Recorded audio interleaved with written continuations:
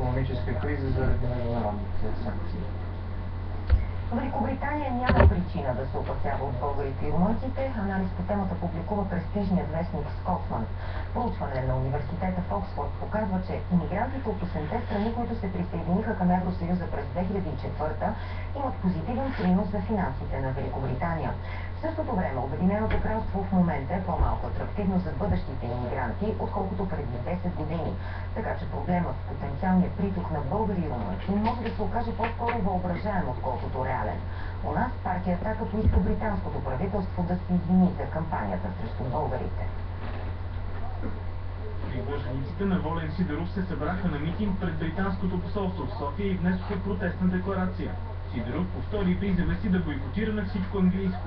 Преди митинга атакистите обсъдиха пресконференцията на евродепутата Слави Бинев, на която той трябваше да представи британския политик Пол Нутел, който е заместник в партията на скандалния британски евродепутат Найджел Фарадж.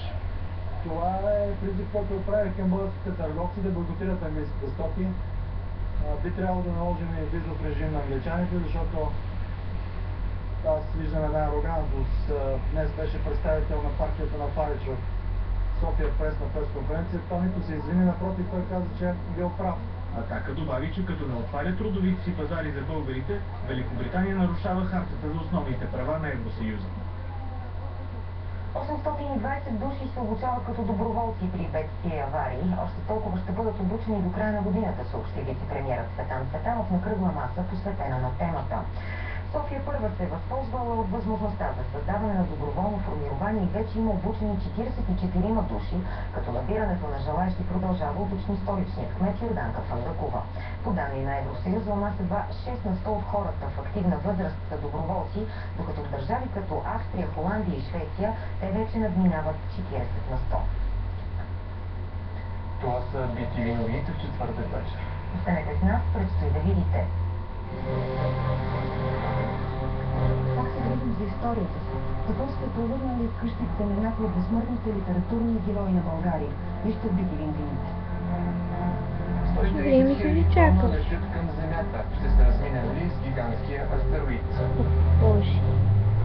Те са стероиди в 21 годишна бременна жена от Гоце Делчев обвинява социалните работници, че я съветват да остави детето. Бащата на нероденото бебе изоставил майката и сега тя опитва да се справи сама, без пари и без жилище. Преди 4 месеца животът на Ваня се обръща. Научава, че е бременна, приятелят я изоставя, остава и без работа. Така се налага да търси по-евтина квартира и намира в мазето на тази къща. Срещу 30 лева на месец получава стая с 2 легла и печка на дърва. Пари за дърва обаче няма и Ваня живее на студено. Яде фили и слутеница, но иска да запази бебето. В опит да й помогне, хазяйнат отива в социалната служба. Оттам обяснили, че Ваня трябва да се извади нова лична карта, в която да посочи адреса, на който живее. Трябва да представи и документ за бременността си. Жената обаче няма пари за това и твърди, че социалната работничка й дала странен съвет. Да викам, по-хубаво за нея, ако иска да е по-спокоен живота за напред, аз с мой думи го предавам, по-добре ще бъде, да го